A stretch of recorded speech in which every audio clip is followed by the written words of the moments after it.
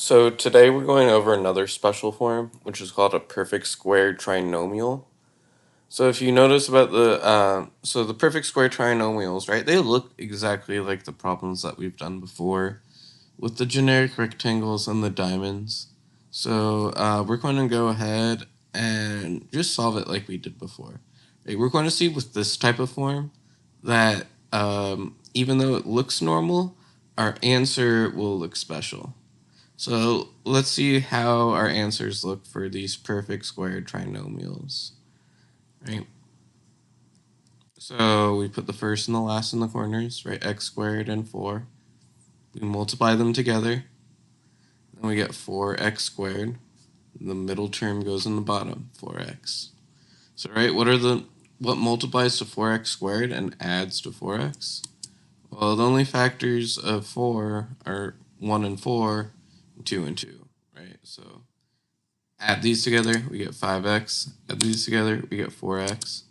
Right, so it's going to be this one. So we put 2x and 2x in our diamond, which means we're going to put 2x and 2x in our rectangle. And now we find the greatest common factor, right? In this row, right, what goes into x and 2x? X, right? Same thing here. So we have an x here and an x here. Right. So now we could drop down our x's. So now let's think about this box, right?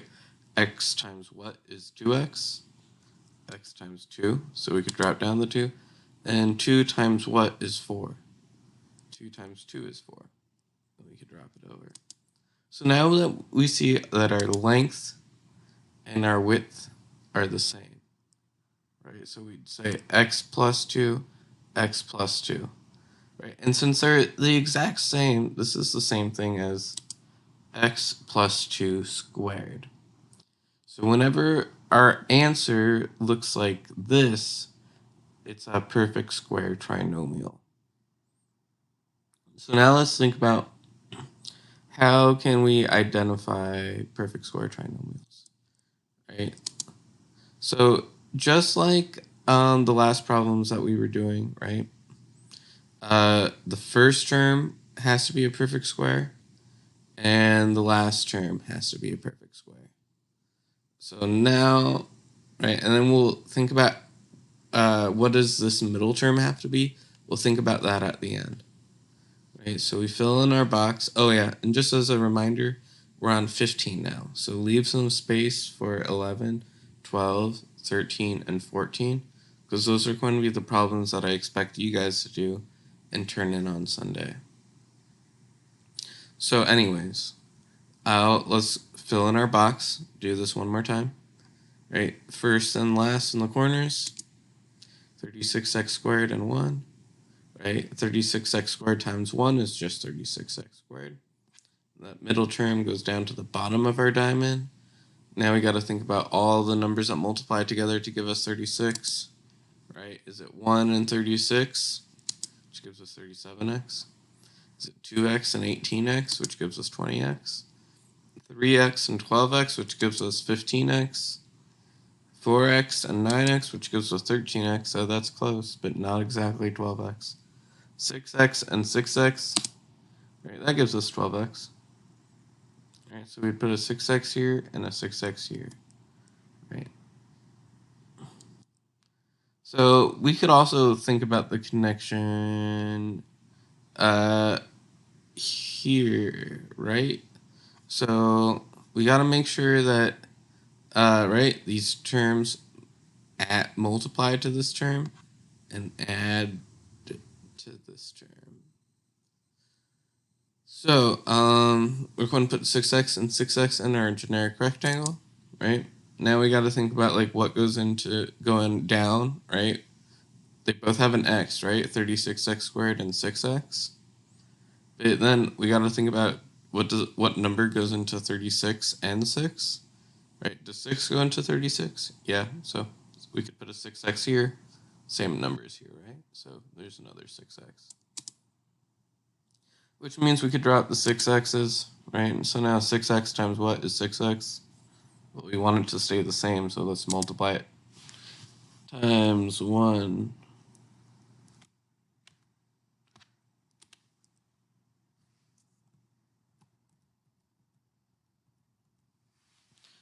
right, so 6x times 1 is 6x. Now that 1 drops down, right? 1 times what is 1? 1 times 1 is 1, and we drop it across.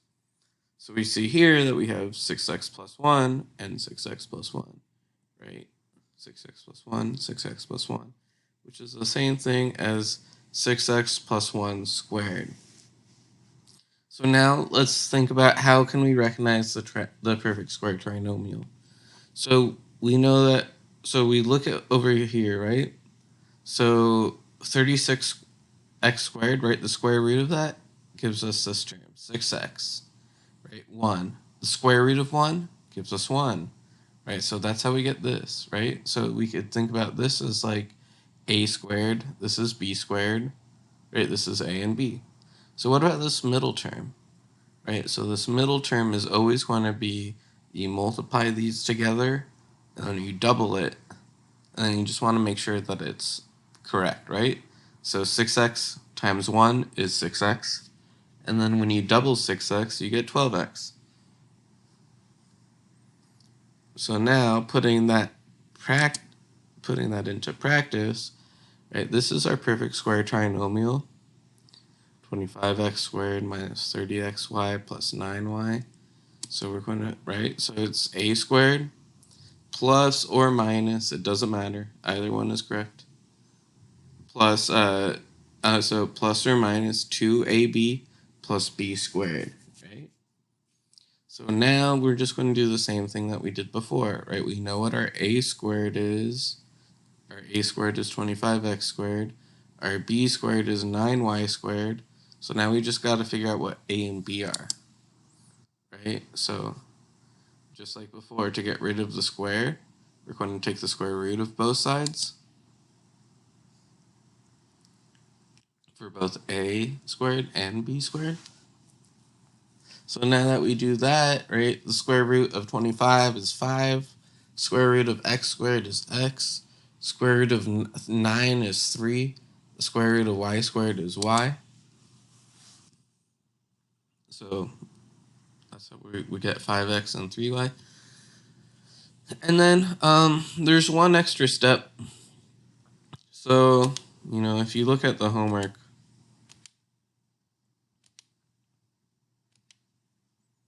right, it tells us each one is a perfect square trinomial.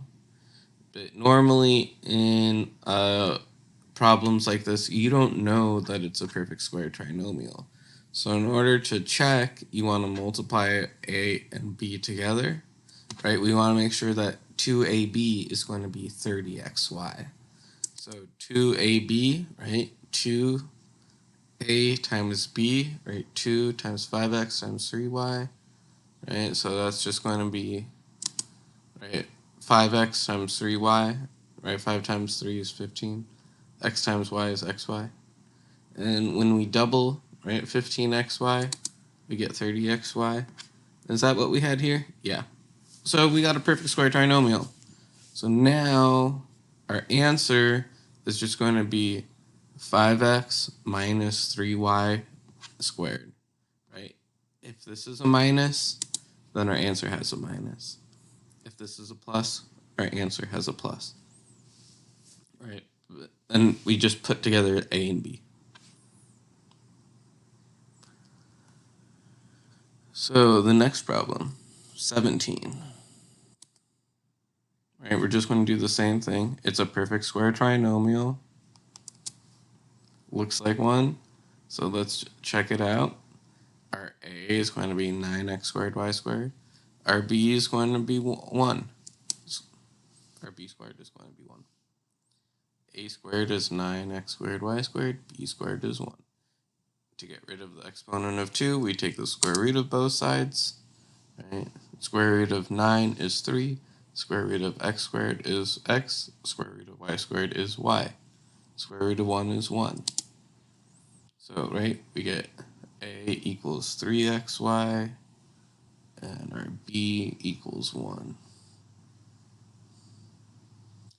So now, right, if, right, we didn't know this was a perfect square trinomial, we'd want to multiply these together and double it, right, 2ab. So 2 times 3xy times 1, which is just the same thing as 2 times 3xy. Double 3xy, you get 6xy. And that's what we have here, so this is good. So now, right, are we going to connect a and b with a plus or a minus? Well, it's a minus here, so we're going to connect them with a minus. So it'll be just 3xy minus 1 squared.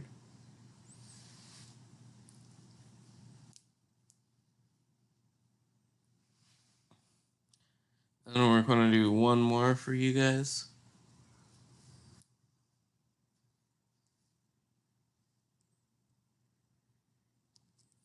So, oops. Okay, yeah. So we have 49x squared plus 1 plus 14x. Right? It's always more, we always want to get it into what is called standard form. Right? Where we always have the x squared term first, and then the x term comes next, and then the constant term, or the term without the variable, comes last. So the original problem was 49x squared plus 1 plus 14x. So all we're doing is we're going to switch the order here, right? We're going to move the 14x here. We're going to move the 1 to the end. So that way it looks like this, right? Now this is our standard form, x squared, x constant. So now what we're going to do is just the same thing. So we have our a squared is 49x squared, and our b squared is 1. Right, so now we just got to take the square root of both sides in order to get rid of the exponent. So the square root of 49 is 7. Square root of x squared is x. Square root of 1 is 1. So we have a is just 7x, and b is just 1. So now if we multiply these together and double it, will it be 14x? Yeah. Because, right, 7x times 1 is 7x, and then double 7x, you get 14x. Right, but just to write this out, we have 2 times ab equals 2 times 7x times 1, which is just double 7x, which is 14x. Which is what we have here, so we know this is a perfect square trinomial. So now the last thing we got to think about is, are we going to connect a and b with a plus or a minus? Right, so is this a plus or a minus? It's a plus, right? So it's going to be 7x plus 1 squared.